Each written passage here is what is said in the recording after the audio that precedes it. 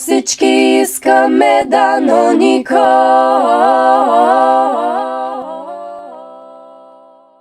Здравейте, уважаеми зрители! Гледате Всеки ден с TVN. Аз съм Ива Колева. Днес ще ви срещна с много вдъхновяващи хора. Пример за упоритост, постоянство и успешност. Кои са те, ще разберете след малко.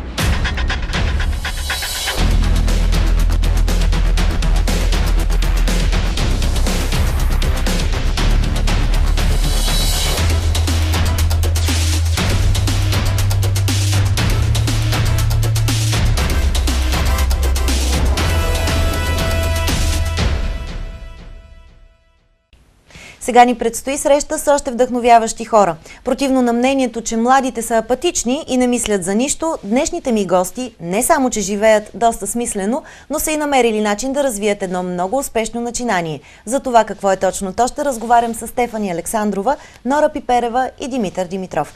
Здравейте! Здравейте! Благодаря ви, че приехте нашата покана. Казвам направо. Вие сте ученички в професионалната гимназия по икономика и управление на финанси Елия Сканети, в 11-ти клас сте и имате фирма за кисело мляко. Нашите драги зрители могат да видят тук, че сте ни донесли. Това обаче е учебна фирма, нали? Несъществуваща. Да. Първо към управителя. Стефани, ти си? Благодаря много за поканата. Нашата учебна фирма е заложена в учебния ни план. По програма всеки един клас, разделен на две групи, има учебни фирми. Ние започнахме нашата дейност през септември месец 2014 година и всяка една фирма не упражнява реална дейност, производствена, но абсолютно цялата работа, която трябва да се свърши по цялото учредяване, наемането, интервютата на хората, които са в тази фирма е реално и ние го осъществяваме. И тя функционира като една истинска фирма, с единственото изключение, че нямаме продукция, нали, нямаме истински производствен процес. Да, аз така погледнах колко хора сте в тази структура. Много. Счетоводител си имате, управител, маркетинг. Абсолютно по всички звена имате хора. Имахме удоволствието днес с наш оператор да присъстваме на целия процес. Той е като истински. Абсолютно всеки час ние правим нещо, следим си програмата, разговаряме с централата, обменяме всички документи и нашата дейност се съдържа в това не само с най-елементарните първични документи или платежни нареждания, фактури, а създаване на трудови договори, подписването от мен, съдружниците, определя се капитала, също така се вписваме в търговския регистр, точно като една истинска фирма. Вие се учите как да правите бизнес. Ти си управителя, да. А ти, Нора? Аз съм юрист. Какви казуси трябва да решаваш ти?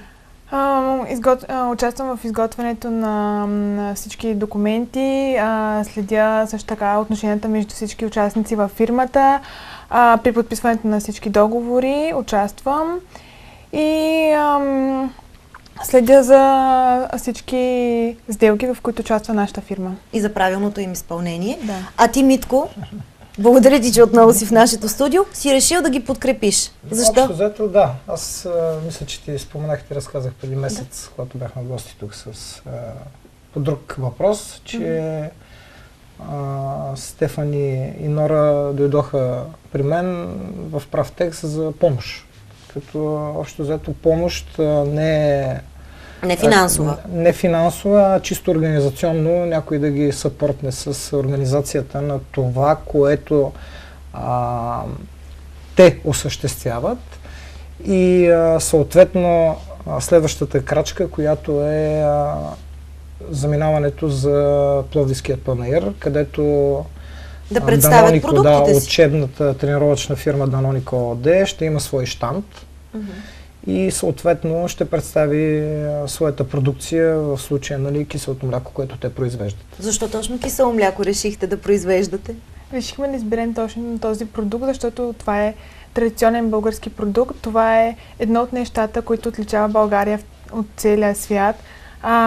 Един от нашите национални символи и също така дори избрахме самия дизайн на продукта ни да бъде типично български, както може да видите. Аз сега ще взема да покажа по-отблизо на нашите зрители. Да. Дай ето, ми те. Полагате се кисело мляко с вкус и парченца ябълки. О, а то всъщност не е чисто кисело мляко, ами с парченца плодове. Да, които са изцяло от България, само български плодове. Дори решихме да използваме типичното българско глинено гърне, като разпространение на българските занаяти, тъй като панаира е международен. Това е с ябълка, това е с ягода. Абсолютно автентично е всичко. Да, и дори нашите плодове са разделени на региони. Решихме, че всеки регион заслужава да бъде включен и по този начин, примерно имаме от Балкана изключително горски плодове или диви ягоди, имаме от Добруджа тези, които са с овесени ядки или с мед, защото ние сме известни с тези наши типични вкусове. Така е, да. Също така имаме и от Южна България много плодове, от Кюстендилския край и дори имаме мляко с роза, което не всеки е опитвал, но... Кисело мляко с роза. С роза, да. Вау. Значи, Това е доста солидна работа. Имате и каталог, да. Да, като всяка сериозна фирма, произведохме и каталог, Да. в който вътре е описана самата фирма, продуктите, които се Да представят. покажем. Това е едно от задължителните изисквания, които са за всички участници в Пловдивския панаир. И сега, ако някой ви каже, много е скъпо, защото виждам, че пише 2,99, как ще... Биопродукт. Да, биопродуктите са Биопродукт. по-скъпи. Естествено, защото е чист. Имаме доказани А те са дори и рецептурни по-скъпи, книжки. между другото, от тази цена, която сте сложили вие. А и все пак гърненцето си остава за всеки потребител То и също може струва да го пари. използва повторно и даже имаме идеи, които ще покажем като моливник, саксия, ваза за подправки. Нали, вие си оставате с гърненцето, което може да бъде използвано многократно. Това е една от нашите основни цели. След като използваш продукта, да може да се намери приложение на опаковката. За всичко сте помислили. Постараха се. Но Ние дадохме също идеи. и те са това се получи. постарали, само че не в минало време, защото то си тече в момента. Точно така. Утре трябва да й пожелаем успех, нали, като представители от Русе. Къде ще бъдете утре? Нека да разкажат повече подробности. Утре пътуваме за Пловдив, където ще се проведе международния панаир на учебно-тренировъчните предприятия. Всяка година имат на около 200 фирми, предимно от Балканския полуостров, но доколкото знам, тази година има и гости от Азия.